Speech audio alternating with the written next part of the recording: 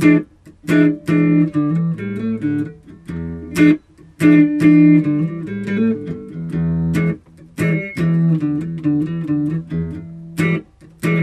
from India, Mr. Maher.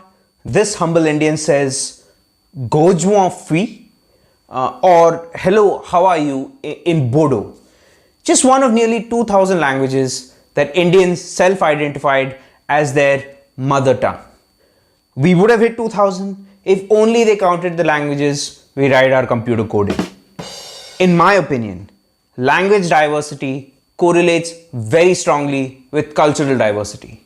And the only geography that comes anywhere close to matching India's diversity is the entire African continent, an area 10 times larger. For millennia, India has been diverse as fuck and crowded as hell, but people still got along. Almost as if the people who first came here found some magic plant that chilled everyone the fuck down. More recently, 70 years ago to be precise, the Federation of Indian States declared themselves a republic. Sort of like what the United States did 230 years ago. In fact, our constitution came about for the exact same reason as yours. After 400 years of imperialism-fueled industrialization, there was nothing left to take from the Indians, and machines could pick cotton faster than people. From that day in 1950, India's diversity has flourished under a vibrant democracy. India even gave all citizens equal rights 8 years before Martin Luther King had that famous dream of his. I have a dream. In the same period, Africa failed to unite people with AK-47s, and the guys who sold the Africans the AKs couldn't hold the USSR together with the most powerful army ever assembled on Earth.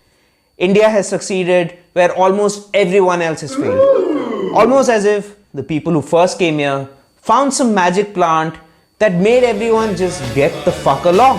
Before we invented hippie stuff like Buddhism, we already had trippy stuff like the Vedas. There's no spoon. Our civil war was actually civil.